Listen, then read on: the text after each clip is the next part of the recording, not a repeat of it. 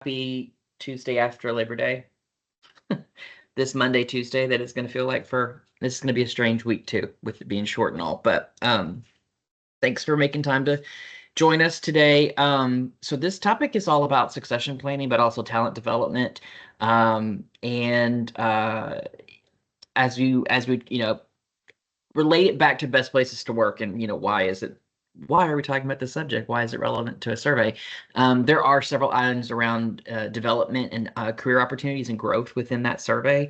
And so I will talk about some best practices around organizational succession planning in this content today, which obviously I'll be happy to share too with you guys afterwards if you want to use some of it going forward. But it is one of those initiatives that I think kind of multiple birds with one stone kind of thing. Like you kind of maybe fix your succession planning problem or your talent gap problem, but you also allow there to be career development plans in place and tracks for different roles and different people. So it helps the organization along at every level, at every role. So hopefully you would see, if you do this theoretically, you would also see maybe an improvement on some of those items on a survey. So we'll talk a little bit about like what succession planning is. Hold on a second. I'm going to change my viewfinder here real quick. I need my notes on this one. There's a lot of content. Sorry. Oh, hold on. Sorry, guys. Nope, not that. Go back. If I put it in presenter view, can you guys see all the notes and stuff too, or is it still the regular screen for you all? It's the regular screen right now. Perfect. If you're in presenter. That's what I want. Sure. Gotcha. So we're going to talk about, what is succession plan, which I'm sure you guys are familiar with. But, I'll give you some of the process ideas and some of the ideas as to, how to maybe get things going if you haven't done this before in your organization. But a few things that I'd like to cover just at the top is I think there's a lot of myths around succession planning. I think a lot of people think it's just for CEOs or just for like your executive leadership team. And it's not. It's for all roles. It's just you may prioritize those roles first and foremost if you haven't done this process before, because those are usually identified as more critical. I think another myth is it's only succession planning is only for people who are retiring, which is also not the case any longer. Well, it never was, but I think as you guys are probably well aware, just the common retention issue at all levels, it doesn't matter these days. Loyalty to an organization isn't super high for a lot of people. So whatever we can do to give them a development opportunity is great. And sorry, my cursor went away. No. Sorry. There we go. The succession planning is just HR's job. I think that's another myth. It's really takes a collaborative effort from all levels, but especially leadership buy-in. And I think a lot of myth or a lot of pushback that I get is that succession plan is only for small or flat organizations, and it's not. Any sized organization really should be bare minimum thinking about career development and growth for different roles, or at least a learning plan for different roles, no matter how flat or small you may be. And then the other one that I get is, well, this isn't relevant to insert whatever industry people are in. They think that they're somehow exempt from participating in a process like this. I would say that, again, that's a little short-sighted. I'm sure you guys aren't like that, but I've encountered some folks that are like, well, it doesn't apply to us. And I'm like, well, even if you don't do all of this stuff that I may recommend or that we may recommend in best practice, I think adapting some of this to your organization is probably still beneficial. That's us. So never leave that tomorrow, which you can do today, Benjamin Franklin, right? So it is kind of a don't put the stuff off till tomorrow thinking that it'll never happen, because it actually happens a lot faster than sometimes we anticipate. And then we find ourselves in a huge talent deficit and we don't have people ready to go, and then we turn externally and waste time sometimes recruiting externally to get the talent that we need. So if you don't have succession plans actually, can I ask that question? Do any of you guys currently have a ongoing succession plan or one that you keep up to date? If you don't, there's no shame because that's what I was getting ready to say. Most places don't. I saw Kim. Did you raise your hand? Did somebody raise Yeah, their hand? we have one. Good, sir. good. I love it. Well, if you don't, or you have one that you haven't touched, dusted off the shelf lately, that's fine. Most places don't. Some of this stuff is from national studies, but I'll be honest, I'd say most of the organizations that I work with, 75% of them do not have any formalized succession plan in place. Those 25% that usually do, they're usually very well prepared and it's a great thing. But most people that I encounter do not, or they have aspects of it done, but maybe not the whole shebang. So, the biggest thing that I try to sell to people, both from a concept perspective, but then like to their leadership team, is that if you're not managing those exits and you're not avoiding vacancies that you really could replace with internal talent, and you're not trying to prepare people for future leadership opportunities, you really are wasting time and money. And then, as we've seen baby boomers start to retire almost a decade ago, but continue to not retire, truthfully, because they're living longer, healthier lives, which is great. And there's such a big generation. We kind of have a situation going on with lots of different organizations right now where we have some folks that are Gen X and millennial that are probably ready for a role or some sort of, leadership, maybe step up, but they don't have a current vacancy. So what we have now kind of a lot of people have shifted to is what do we do in the interim time of getting these people ready, keeping them engaged, keeping them feel like they're still valued while we have a seat holder that's currently in the role that is not yet retiring. So kind of two different ways that's been playing out here lately, but theoretically, more baby boomers should be retiring in the next couple of years, and you would have maybe some open seats. But so if you don't know, but I'll just kind of go over this high level. Obviously, succession planning really is a strategic HR initiative, and it's one of the most important talent development practices that you can probably do for your organization. It's the identification of that internal talent pool. It's an ongoing process for the employee's development. Hopefully you're identifying those high potentials early in their career throughout their lifetime with you so that you can, give them the tools, the access, the experiences to help be able to hone and improve upon their skills. And not only does it create a bench of candidates for critical roles, but it does give you and the organization a better sense of strength and stability in sometimes a hectic, crazy, ongoingly or constantly evolving kind of environment that we seem to find ourselves in. So kind of my next point, it is ongoing. It is ever changing. It is a kind of a living, breathing strategy.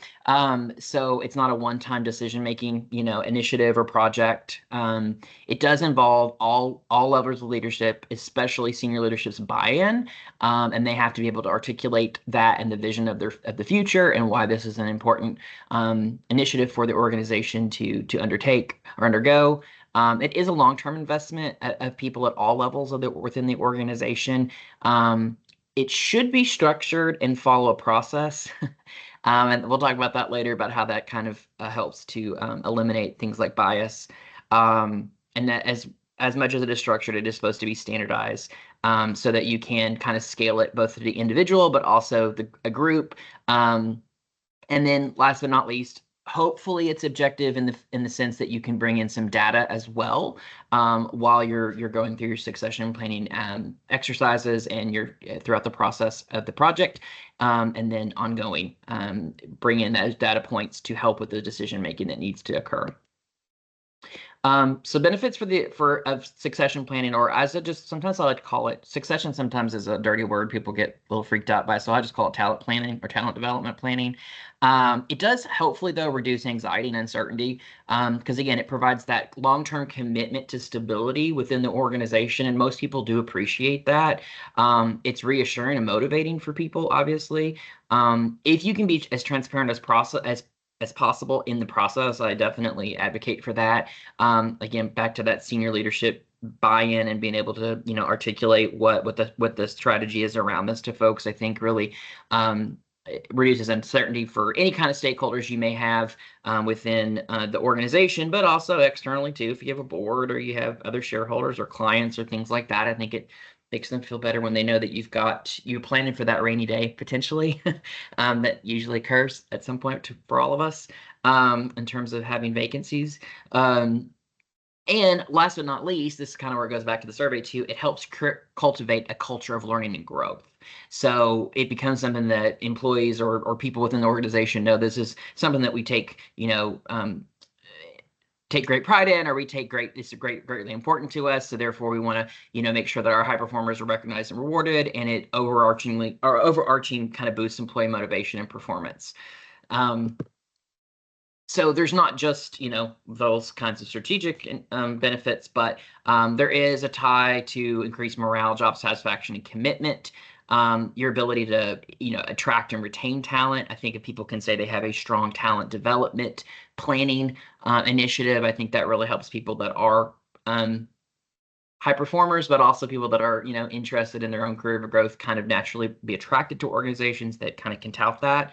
But building that talent bench around a critical role, it's just setting you up for a stronger set of leaders for the future, whether or not they actually get placed in that role or not, because sometimes that does happen. You have to pivot somebody into a different role in the end. Let's see. So obviously you're ensuring that your successors are prepared too, that that if they do have a talent gap and some needs that need to be addressed, that you're developing them in the capacity that they need to be developed, so that obviously it benefits the organization because they're ready to step in hopefully day one, whenever that vacancy comes about. In doing this kind of development plan, you can also spin it off to benefit your own onboarding process. So this is kind of separate to succession planning, but you can use some of the same learning development and talent, management that you may identify within this process to actually use for new hires as well, to get them onboarded and ready, or at least faster maybe in their role than the average person that's just kind of feeling their way in the dark. And obviously you're training employees now for a future role, and you're upskilling them in their current capacity. So I'll kind of go over high level how you start the planning process, and then I'll give you some of the suggested tools, techniques, or I guess methodologies that you could use or pull in, again, depending upon your organization and where you're at. So obviously, first and foremost is probably to identify critical positions. So again, I'll tell you some of the criteria that one may look at here in a second to determine those list of critical positions. But like I said, the eventual goal here is to then be able to do that for all levels at any position. It's just you start with the greatest risk kind of positions first, and then kind of work your way down the chain. You also have to nominate the people that are going to be considered for the specific position. And then you go into the develop and retainment kind of action portion, which is developing those folks for those positions. Also developing just knowledge transfer strategies. So listing of key knowledges or experiences that an individual has and how to catalog it for future use definitely helps with the onboarding of the new person to that role, or that transition period to someone leaving or offboarding and someone coming into the role. And then, like I said, it's an ongoing, living, breathing thing. So being able to implement some sort of measurement, monitoring, or evaluating of the progress and the outcomes of your process here, using some sort of metrics so that you can know whether or not you've hit the mark. I'll go over those towards the end.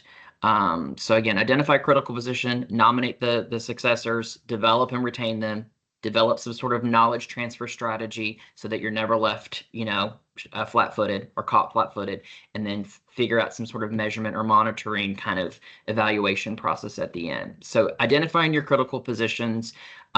So if they were vacant, we'd have a significant impact on the organization's ability to conduct a normal business.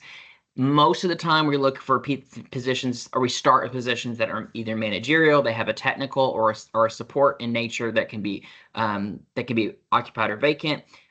These positions are also referenced as a single point of failure if there's nobody in the role. So when you're reviewing them, you want to evaluate the impact of each position to ensure the organization achieves a particular strategic goal or objective.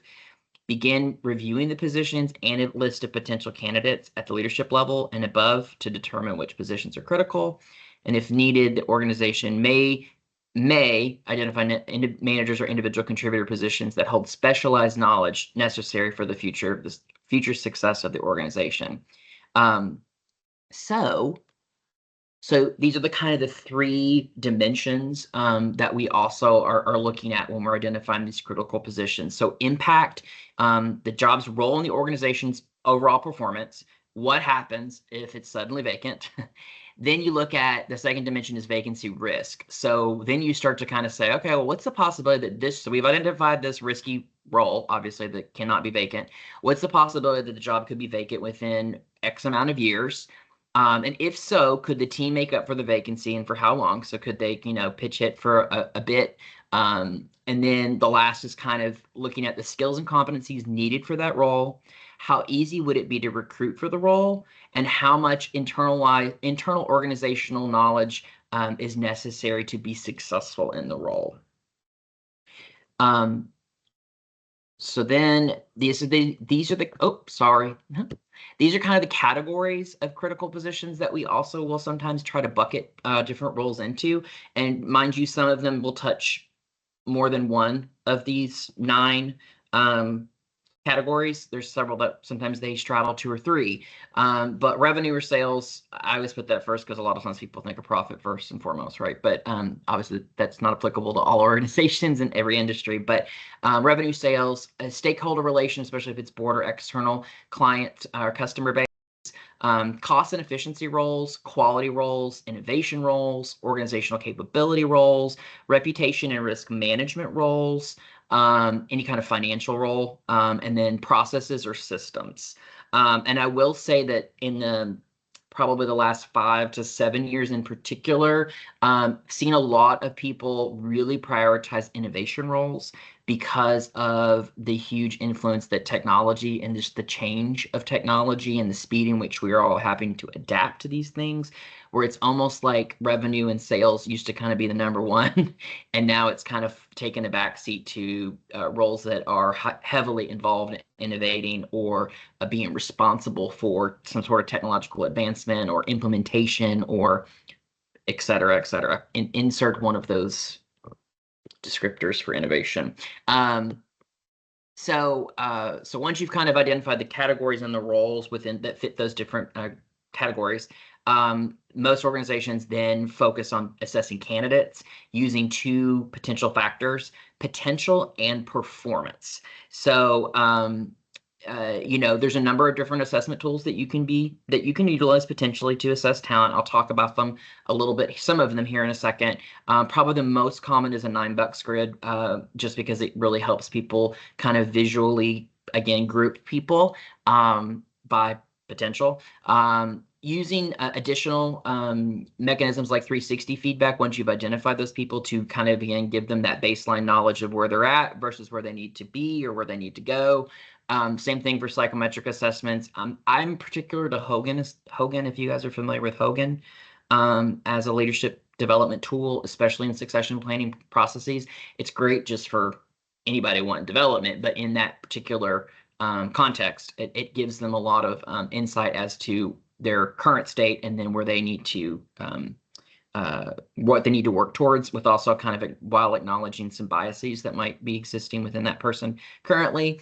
I'll show you an example here in a second. If you have any OKRs or KPIs that may be applicable to the role of the person, that's another kind of another data point, I guess, or some way to bring in some objectivity into seeing where the talent's currently at versus where they need to be. Obviously, if you have any kind of talent review meetings, You can even pull in behavioral-based interviews. You can have some sort of written examinations. You can even put people through simulation exercises or role-playing exercises. And if you have any like technical skills or things like that, you may need to use something like an aptitude test to see where they're at in their technical capabilities. Depending upon, I know that these are three dirty letters now, but if you have a diversity, equity, inclusion strategy, sometimes you do have to also take into account potential successors, and if they need to belong and have a certain number that belong to a protected class or minority group. I'll say that. So are people familiar with a 9-box grid? Have you guys ever used 9 boxes? 9 boxes? For either succession planning or just identifying high potentials for talent development or just growth in general?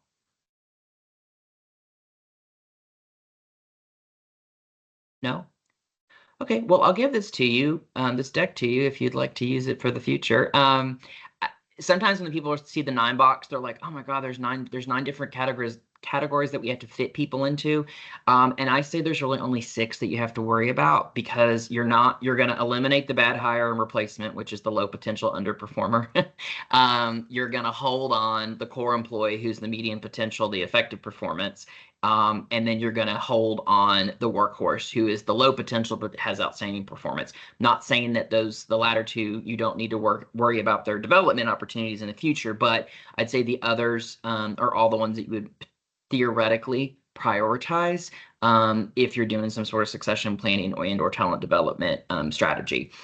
So again, the axis here is performance on the top there versus potential. So for the most part, who we're looking at is for succession planning would be those high potential effective performance folks. So those that we would consider the high potentials or the growth employee.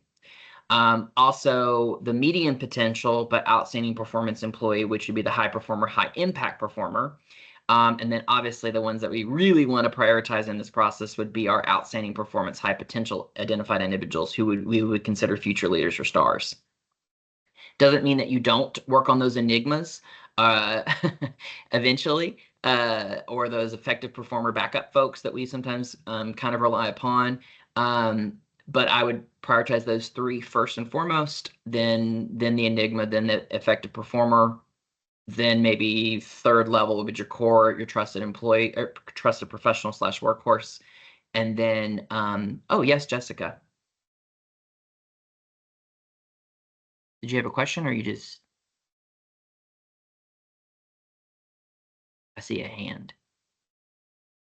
It could be, if it's a false flag emoji, that's okay too. And then last but not least, like I said, you've got your bad hire replacement, which should be first out the door. But even those dilemma folks, those up and outs, where they might be inconsistent, they may present themselves for an opportunity to figure that out quite quickly if they end up being poor performers. They might be in a replacement issue, but I would say you could probably worry about them like 4th or 5th in terms of level of prioritization, unless they're causing a problem currently, or like I said, they're making some major gaffes. But yeah, so 9 box is probably how I like to start most organizations, with figuring out, who's on your chessboard and what do we need to do with them, right? Then you can worry about all the development stuff later, but at least you kind of can put those people into these categories and get agreement on that as well. This is sometimes a very interesting exercise to have a group of leaders or group of people get together and talk about who they think are these different categories. Sometimes there's a difference of opinion, and sometimes that's a really interesting thing to try to figure out what is the story. Yes, did you have to say Ashley? Yeah, thank you for that, Chase. I was going to, Jessica dropped in the chat, she was having some audio issues, but she raised a good point I wanted to convey to you. She said, in my experience, some examples are helpful with these definitions. Do you have definitions available too? What under per effective performance, outstanding are defined? I think she's looking for example definitions for some of these terms. So when I share the deck, in the notes, you will see I have definitions with suggestions, not suggestions, my God, suggestions for each of the 9. I just know that we only have an hour, so I didn't want to go through all 9 of them, but hopefully that's helpful, as a takeaway. Does that help? I think that sounds good. Thank you, Okay, Chase. great. Yeah, they're all in the notes. That's why I said I need my notes on this one because it's such dense material. But yes, it has both the identification kind of tip, it has a development program tip, and then if they need a performance improvement plan tip. Okay. Another though, really once you've identified these folks and you actually start to say, okay, here's who we need for these roles, maybe you've even tapped them and they know that they're being, that they are considered a successor for a particular role. I do think that a really helpful but sometimes scary next step is to conduct some kind of 360 on those potential successors or high performers. And I think there is a way to frame it where it's not intimidating or scary. It's just a part of the process, right? And it's kind of like you've got to know where you're deficient or where you have deficits and where you have strengths. And this is a way to do that in a relatively low stake way. I mean, think about it like theoretically you'd be doing 360 and this person wouldn't even be assuming that role for several years. So they've got some time to work on this stuff. It's not like, they're going into the job tomorrow. I mean, I guess theoretically that could happen, but you have some time to work on it. So there's, I think, a way of reframing this to be low stake for them personally. And again, just a development tool, but it does hopefully encourage development and self-awareness because, you are hopefully finding, direct sources that have direct knowledge of their impact. And again, perception is sometimes reality for most folks. So listening to that feedback and seeing where they think that the person needs development is a great tool. And then the recipient has to kind of think about the validity of this feedback that they're getting and where they actually want to put their energy into performing or whatever. But like I said, self-awareness, encouraging their development, and then hopefully it supports some bit of that objectivity that we talked about earlier being an important part of this whole process in that decision making. So, you should be able to pull in something like a 360 eventually to make sure that you've got some things to back up either a promotion or a succession based on something other than a subjective opinion by a group of leaders about this person's performance. And hopefully it reduces bias because if you're involving multiple evaluators, you're reducing the risk of individual bias that may be influencing the decision-making process around succession or talent development. Any questions about 360s or? I know most people are like, oh, 360s, and they run away when they hear that term. But I think in this context, it can be spun into a good thing. Most people think the 360s is punitive, I guess. Like right, they're having a problem and somebody's trying to fix it, and here's how they're going to give them this brutal feedback. And I will say, we're always looking for a minimum of 3 people to participate in someone's 360 feedback. Usually a direct report, a peer, or someone that's on the same, kind of collaborator level, and then usually they're one up, like their direct supervisor. That's the minimum that you look for. Obviously, the more people you can have participate in that process, the better. But it kind of gives them, again, a 360 view of every all perceptions or perspectives around their performance and just their presentation. How do they show up as a leader or a potential leader? I'll show you an example of a psychometric assessment that I like, which is Hogan. It is a leader or a high potential assessment that I can run on folks. And it shows their potential as in different areas. There's different dimensions, different domains that it's measuring. But, one of the ones I like is a thought leader, right? I think that it kind of gives people a sense of like how visionary they are. Can they see the big picture? Are they good at articulating that to people? Are they able to put that strategy into action? So it kind of shows them where they're at. What this little snippet or screenshot does not show is it does actually show you kind of like a global average or some sort of benchmark comparison to see like where this person's score is compared to the average leader or the general population. So sometimes that can make people feel better or worse. But I think it's an interesting data point. Again, trying to introduce objectivity and some sort of metric into this process, I think can be really helpful. But I like the thought leader dimension. It also gives them development tips that are more customized based on their scores. And then it also acknowledges any kind of bias that may be influencing their score currently. So just things to be aware of, call outs, right? Hopefully illuminating blind spots. This is another one, especially for those high touch, high impact roles, which I think is funny because when you do some of this succession planning work with folks, all of them all of a sudden become very high touch and high impact, right? But as we know, there are some roles that really do, their ability to lead people or build rapport or build influence with large groups of people really is like seen as one of the key uh,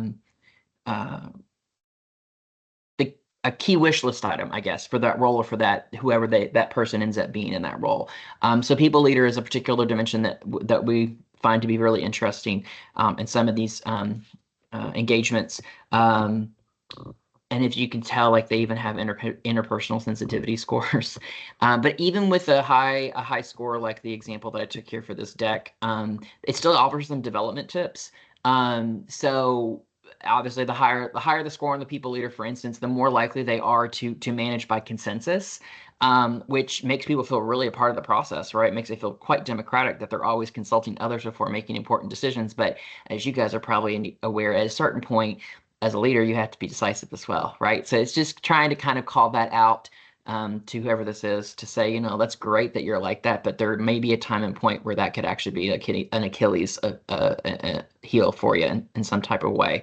So anyway, I think it's just a great self-awareness tool too. Whether or not that person actually becomes that leader in the future is a different story, but at least it gives them something to work on. And like I say, if they don't end up working on it at our organization and a future organization, that's fine. At least they're getting something out of this. The talent review meetings are probably one of the other things that, as HR folks, we probably have to be the gatekeeper, herald, and/or shepherd through all of these. We're kind of usually the ones that are designated as kind of the referee and goalie during these. But this should be a structured session among those senior leaders to evaluate performance of these folks and the potential. So this is something that we're gonna, put together, that we're identifying high potentials. We're going to tap these people. We're going to have a succession plan in place, and we're going to align our talent to the strategies that we identify as important to us. So we're going to try to make it as objective as possible. We're going to make sure that we're avoiding subjectivity. We're not going to ignore feedback that we're getting, and that we're going to try to, eliminate any sorts of bias or favoritism that sometimes can unfortunately sneak in.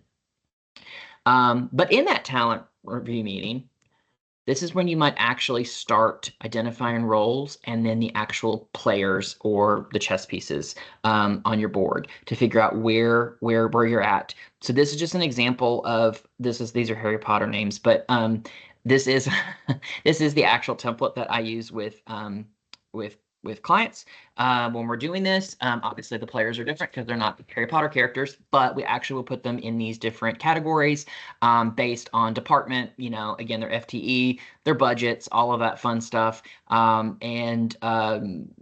will say, even though emergency covers are the ones that, are identified, like right now could fill in if need be, in practice, I'll be honest, sometimes those emergency covers are not your long-term goal. The emergency cover is there in a pinch, but they're not who you actually want to lead, let's say, long term. But anyway, so this is a great little classification tool with a legend there if need be. And that ready in 1 to 3 years, that is also dependent upon the organization. So I typically say 1 to 3 because I think any longer than that can be a little too much of a tease for the high potential. Truthfully, if they think, oh God, I have to wait 7 or 8 years or 10 years to potentially become that role. So I think 1 to 3 is more appetizing or more palatable for people. But there have been some organizations where they know so and so is going to retire within a particular date, so it's really not 1 to 3 years, it's 18 months, let's say, right? Or for whatever other reason, maybe there's a budgetary constraint or something else going on where they know it's absolutely going to be 5 years before they're ready to move into somebody else into a role like that. So you might have to change the parameters, I guess is what I'm trying to say, but 1 to 3 is typical. So then once you've identified, you've kind of categorized these people, then you start to actually think about what does the development track look like for each of those people based on the length of time that you have, and how much how much needs to go into that, how much do you need to funnel into that person, right? So some of the development strategies may include a key assignment. So sometimes like it's a special project or a stretch assignment, or maybe it's chair or leader of a new initiative, something that's kind of high stakes, maybe high visibility, and a good test to see like where they're gonna how they're gonna perform over time. Obviously, developmental feedback like 360s. You may have to do something more formalized like coaching or mentoring and actually putting some time and effort into that for the individual. They may need some sort of formal classroom training or like tech training. Maybe there's a certification that they need or whatever. That might be one of the things you need to identify. And then sometimes just professional memberships. Sometimes they need to join or belong to a professional or national body, or certification that kind of goes with that. And then have the opportunity to maybe even go to like professional development conferences, things like that, to keep up with their field. Let's see. And then, like I said, a derived benefit of this is that you're building career pathways for people, regardless if they, at all roles, regardless if they actually become the successor or not, because a great deal depends on their actual performance and output, in whether or not you seat them in the role, obviously, right? So hopefully you're finding that intersection between what the individual thinks is their own personal goals and your needs as an organization, and you're creating something that's realistic, that feels personalized and customized to them, and it really gives an opportunity to kind of shine in their skill set and their knowledge, but also you know they know what then it takes to advance at each stage in their potential career path. And I think a lot of times on feedback that you get from surveys, both in the quantitative and the qualitative, is people are like, well, I just don't know. I don't know what's next. I don't know what I need to do to move up or whatever, or develop myself. Hopefully this gives them, it kind of fulfills that need or checks that box for them. I think the one caveat to this whole thing, or one asterisk, is that a lot of times people think that career growth and their career path is very linear, or vertical. Sorry, very vertical. And as we know, it's not necessarily that way, right? It kind of is like this sometimes, or even kind of zigs and zags, because they think traditional corporate ladder means that we move up. And there are people that certainly can move laterally or even cross-functionally, and that still keeps them fulfilled and satisfied. And I always say to people that I'm actually working with on this kind of stuff, I think a lot of times the default is they think that career growth or promotion or more money means that they need to supervise or lead other people. And that's not always the case or appropriate for everybody. Not everybody has the skill set to be a good leader or manager, quite frankly. And I think that if we're doing career pathing that is in the best interest of people, I think when we're doing these talent review sessions with leadership, is identifying, is there a path forward for somebody to be in an individual contributor role that is still very valuable within the organization, but may not actually have people that directly report to them, which sometimes makes people's heads explode. Or yeah, I can just see them kind of go glaze over when we talk about that. But I think there are people that are very value add, but leading a bunch of people is probably never going to be within their wheelhouse. So let's put them in a position to succeed as opposed to fail. These are some of the common core competencies. Like I said, you're going to have this deck with all the notes afterwards. So I've got a little bit more information for each of these in the notes of the deck for this slide. This does not necessarily mean that all of them are going to be applicable, all 12 are going to be applicable to your all's organization or your team. But I will say these are the most common. So you can probably find that there's some of these competencies are most obvious companies should be applicable to most all roles. But identifying these core competencies and be able to speak to them while you're talking about to the development plan to the individual, I think are really critical. It can't seem like ambiguous criteria that they're reaching for, right? You have to be very clear cut of this is the competencies that we're seeking in this role. Here's where you're at versus what we need, and identifying that gap if there is one. Let's see. The next one is common strengths and development opportunities. These are the things that I just see when people are rating high potentials or saying here's where they're here's who's on deck that's particularly strong. I see a lot of people that talk about things like open-mindedness. So basically the ability to kind of lean into the uncertain. I think it's risk tolerance really is what they're trying to say, but I hear it described as a characteristic as open-mindedness, but it's usually they're talking about things like resiliency, uh, openness to change, a little bit of risk. Integrity is another one, a really common strength that I hear identified in some of these high potentials. The ability to delegate too, which I think we've talked about delegation in some of these other ones. But strong delegation skills, and then again, decisiveness. Speaking to my previous Hogan example of that people leader. At the end of the day, most people are looking to someone above them to give them that direction and make that decision, and take that off their plate. So people are usually looking for some decisiveness in these folks. Some common development opportunities though that I see again across most organizations is thoroughness. So especially if they're like a visionary kind of leader, or maybe they are someone that's decisive and fast-paced, sometimes their thoroughness, their attention to detail, or the closing aspect of a thought or a process or an idea sometimes is lacking. Sometimes these kind of go into they're two aspects of the same dimension, which would be it's really prioritization and just being able to manage tasks, but it's both the monitoring and controlling of others' work and then organizing the work of others. And sometimes what I hear is monitoring and controlling is a nice way of saying they have poor time management skills, or sometimes they've been known to be a micromanager because they are perfectionistic, let's say. I really do kind of dog ear or star people that I hear those terms thrown out about, because we need to circle back. If they're known as a micromanager, I would say they're probably not a high performing individual, but it's a common one. Sometimes it's just their planning, the short term and long term, I will say, but more often I hear short term planning as an area of opportunity.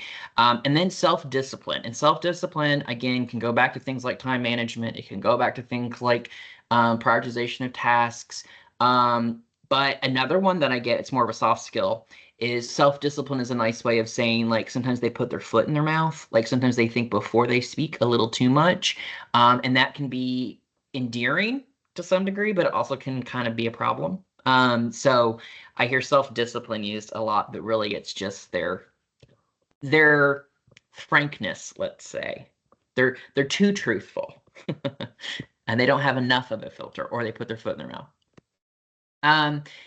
But this is just regardless if your succession plan is successful or not.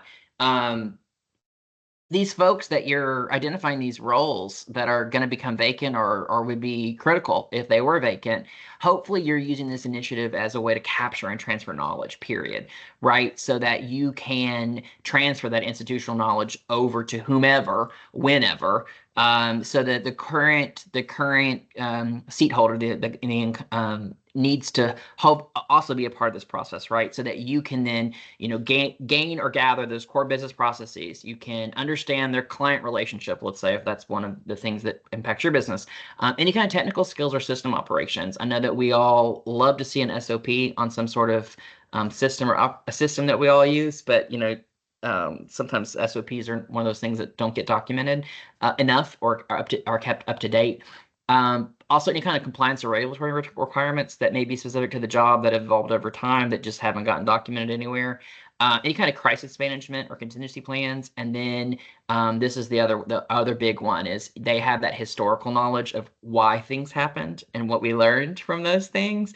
And if you can somehow get those current seat holders to transfer that knowledge or that history, I call it tribal knowledge, that tribal knowledge over.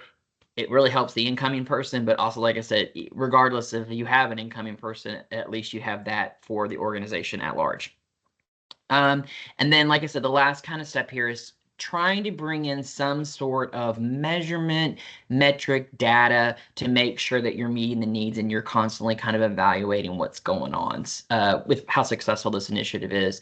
So a couple things around this, though. You'll kind of choose what is important or relevant for your organization in these roles. Each of those can look a little bit different, but you should never go more than 6 months without reviewing your succession plan. I've even had some people that still, will meet not monthly, sorry, quarterly, just to keep things up to date. There may not be any significant changes, but at least 6 months. Don't ever go more than that, because obviously, as people improve too, those the finish line around their readiness and the development objectives kind of will also continuously shift for that person. You're never done, basically, but it's good to kind of make sure that you're keeping up with where your development is, where you're at in your development process with the different people. So a couple questions that we kind of just use as the guiding framework for those touch bases, those talent review sessions. Are the succession candidates performing well? What's the impact of the learning and development efforts? Is their talent pool diverse and that's reflective of the labor market? Those are some of the ones that typically will get thrown in during those evaluation meetings. And let's see. I think I said this at the beginning. It really is, you identify the critical ones first, right? But really, it should exist at all levels at every role. Again, that kind of feeds into that overarching feeling that employees feel like there's development within the organization, that people care about their career growth, whatever. But you start by planning for those critical roles, and then you scale it throughout the organization. So don't neglect the non-management and above roles, I guess, is my parting thought on that. I've said this before, that the default is that they think HR manages this by themselves. And that's not the case at all. I mean, obviously, HR has a huge part usually in keeping it on the tracks and getting it off the ground usually. But really the sponsorship and the belief, or just the ability for your executive team or your leadership team to sell this as a strategy, should be just as important as a strategy as, I don't know, whatever else they say in their strategy that they do every 3 to 5 years, right? Talent management and succession planning should be the 5th or 6th strategy of the organization. So proper succession planning does include all senior leaders and associated stakeholders, and it shouldn't be the taboo subject to talk about within the organization either. I think there's a lot of people that get spooked, I think, when you start talking about replacing certain roles. It shouldn't be a threat for anybody. It should just be a normal, natural process of an organization's lifespan or life cycle, that you have to get these folks. Somebody's got to be ready for that job at some point, right? Because we don't all live forever. Let's see what else. This is just some of like the actual business case necessity too. It's not necessarily tied into best places to work, but again, if you're trying to sell this as a concept to your leadership team, sometimes you have to have those kinds of facts and figures to convince them why it's something they should actually take into consideration or prioritize. So this is just the expense per hire. $4,700 was a 2022 figure from SHRM. $4,700 for each hire. Of course, this is an estimate based on their salary. So the more expensive the position, the higher the average cost per person, especially if it's the wrong hire, because it's waste of time and waste of energy, and even some things that you can't quantify. And then you have all those additional expenses too.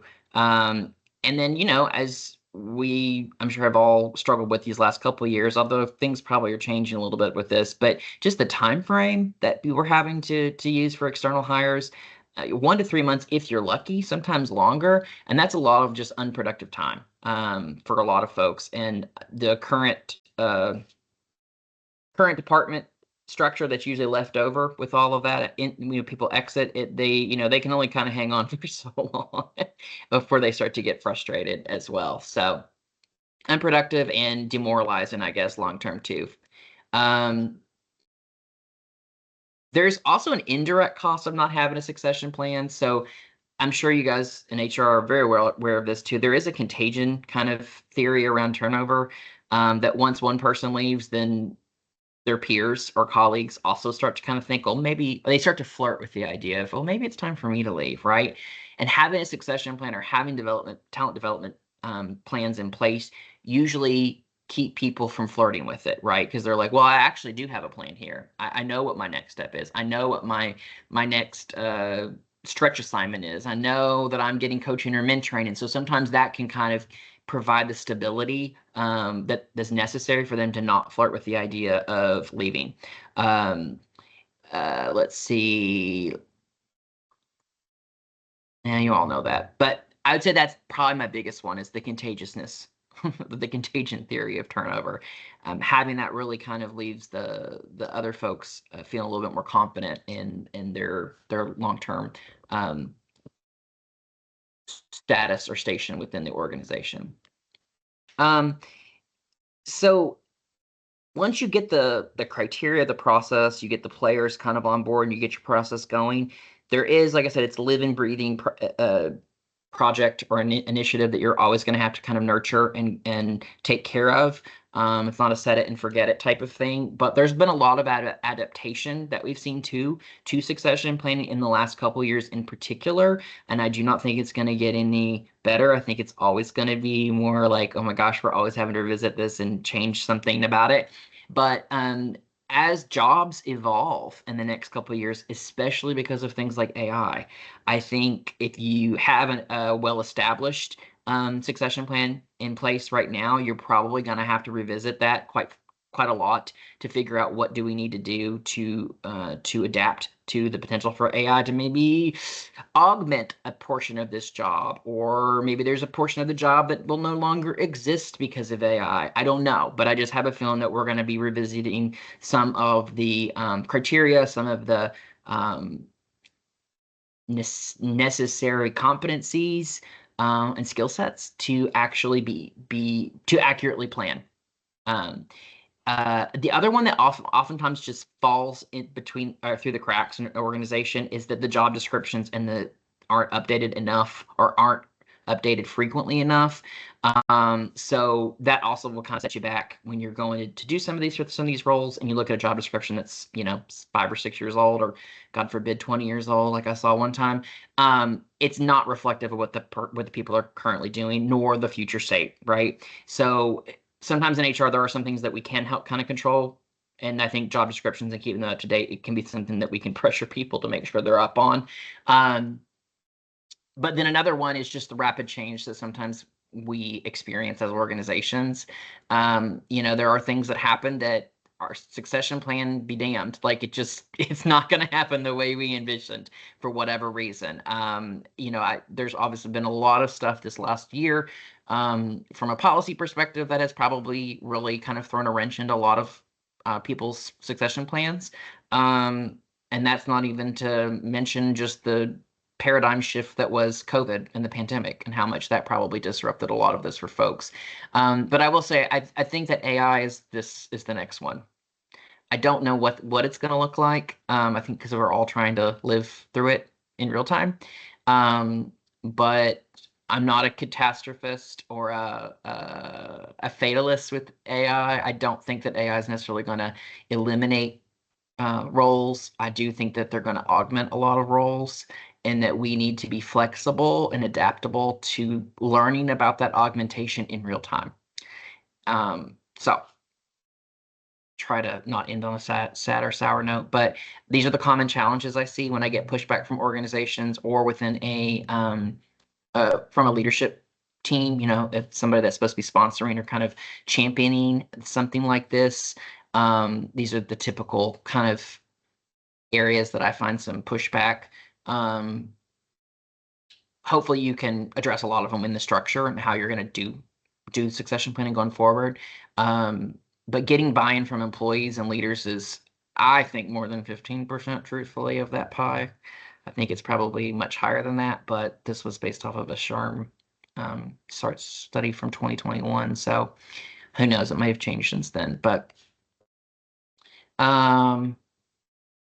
yeah. Just final thoughts as we wrap up. We have 1 minute. God, okay, this is fast.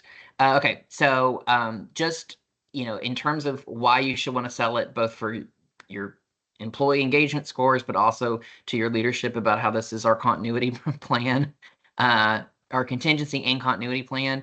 I think if you can frame it as a renewed emphasis on talent development, I think that's a great way of getting a lot of buy-in. Because like I said, there, 1 in 5 people are typically leave their jobs because they think there is a level of opportunity or advancement in this new role and new organization that they're not getting. So like I said, not everybody's going to be a high performer and they're going to be the successor for the CEO. But maybe in doing this, you're going to have a really, really well-intended development and career path for all levels of any role without the organization. So, or throughout your organization, sorry. That was the quick and dirty version of that. Like I said, you'll have the slide deck after this, and like I said, it's got a little bit more detail in some of the content. Any questions, though? Hopefully this is helpful. Can I ask a question? Yeah. So as part of, I know one of the slides that mentioned as far as like replacement time is typically anywhere from 1 to 3 months, right? So especially 1 to 3 years. 1 to 3 years. Mm-hmm. But like I said, it can be altered based on the organization and their current situation. No, I meant like replacement of a role. Like if you're replacing a person. Yeah, just any role. That's yeah, not like 1 to 3 years. What? Okay. No. Sorry. That's when you. No, it's fine. Your high post. But where it was talking about 1 to 3 months, typically for like a new hire to coming in to replace. What are typical notices that other organizations require for specifically upper level management types of positions? Because we require 8 weeks of our 12 weeks, 8 weeks, I think, of our upper management. But then of course, most of our upfront like direct patient care staff members and things like that, of course, is just your typical 2 weeks. So is that typical, or are we expecting not enough and too much, or? I have a question for you. Are you getting them to work that 8 weeks? I was going to say that's. No. So I would say typical, this is what, from my experience, I would say for upper leadership, 4 weeks is about the best that you're going to get. And then the executive leadership, if they have a contract, there should be some kind of notice period mentioned in theirs, which those could be longer, especially in like our CEO agreement. I think it has a longer one, but it's actually listed as a term in the agreement. Yeah. Thank you. Yeah, that's kind of dependent upon the organization, the role, and then, like you said, if they've got some sort of outside contract or expectation that's written into a contract like that. I always question how effective people are once they've given their notice. Anyway, I think it's a courtesy to do that to the your current employer, but how effective they are, I don't know. I know it's definitely been a game changer on both sides. So I will say, I know when I first started here in HR, I think our previous leadership years and years and years ago asked that HR say, we won't wait on anybody trying to give any kind of notice. So you either tell them that they're either going to accept and start, or we move on to the next person. And it's like, well, how do we expect our employees to give notices if we're not, respecting that same, reflection of respect and whatever. So, obviously 2 or 3 weeks is usually what I see as far as for like your frontline clinic staff. So I just was kind of wondering if that was typical. So that's great information. People I'd say you've lost. Oh, sorry. Go ahead. I was going to say, I think you've lost key people because just out of common courtesy or commitment, like I could not just leave my current employer high and dry because I've always been taught, don't burn bridges, work out notices and things like that because you never can tell. You might want to revisit that bridge later. So I don't know what guidance they got from that, but I think that I say doing to others as you would have them doing to you. You wouldn't want somebody to do that to you, so don't ask somebody to do it in return. Yeah. Absolutely. Yeah. When someone tells me, "Oh, I don't have to give notice in an interview," thank you. It's nice to meet you. I was gonna say I've had a few people that have come to me over the years and said, maybe it is 4 weeks in the handbook, or for that's the policy, right, or whatever organization it is. But like, I know it's 4 weeks, but they really want me to start sooner. Is that okay? And I'm like, at least they ask, at least we can hopefully figure that out for them. More often than not, I think we went ahead and said, yes, whatever you need, we'll figure it out. But I don't want to keep somebody that doesn't want to be there. Let's just say that. I think they can be more harmful and destructive if they're just having to sit on their hands until some date in the future. So, I don't know. I guess, yeah. And sometimes you might have to do some individual considerations based on circumstances and what's going on. But yeah, when I worked in academia, it was a lot of weeks too, like ridiculous amount of weeks that people had to give based on what role or what level you were at. And I just always kind of felt like that was sometimes it backfired. Let's say that it backfired. It did not help with transfer of knowledge or making sure SOPs are up to date. Instead, it led to a lot of resentment and hostility and time for them to kind of poison the well upon their exit for whatever reason, because they felt like they were handcuffed basically to the desk until a certain date. So I don't know, maybe that's my own personal PTSD though, right? But yeah, any other questions, or hopefully this was helpful, especially as it relates to best places and employee development, career pathing for folks. So if you guys have if you guys are already doing succession planning, like I said, I think someone said that at the very beginning, bravo. Like I said, it's one of those often neglected things because they're like, oh, if we have time, it's a luxury, right? For a lot of people, like if we have time, we have the energy, we'll work on that. And I'm like, oh, okay, like you might regret that decision one day. But it's there's usually other fires, so to speak, to put out that are right in front of them, and that's why they tend to prioritize those other fires, and they put this kind of on the back burner and wait. But if you can be proactive, great.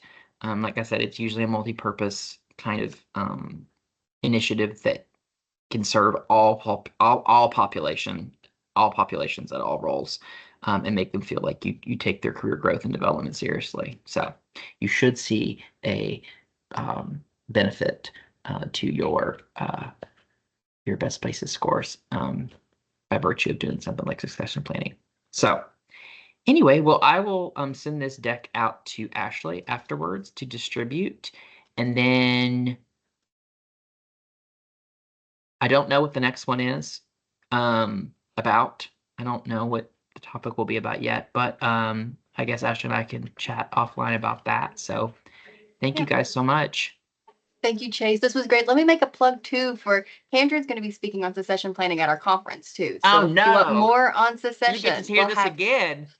I think that it'll be good to kind of have a repeat. We'll have a broader audience there. So if you want more on succession planning, I think she's got a different spin, and I can share that with the group too. So I think this was a really perfect overview. I too, you mentioned this beginning. Sometimes succession planning can be kind of sensitive, and I think that this was provided some really good steps on how to kind of take that emotion out of it. Just have a really good plan. So I'll definitely send out the recording. I'll send out the slides as soon as we get those. And Chase, we appreciate you so much. Well, now knowing that, let me tell you, I have a feeling she's probably going to put a bit more of an AI spin on it because she tends to be our AI person right now. I mean, I like AI too, but she tends to be asked to speak about AI's impact on HR in particular. So if she doesn't, make sure you all drill her with questions about how AI is going to impact all of this, okay? Noted. Put her in the hot seat. Just kidding. Okay, well, thanks so much. You All guys right. have fun. Thank Talk you to you all. Have a good soon. week. Bye.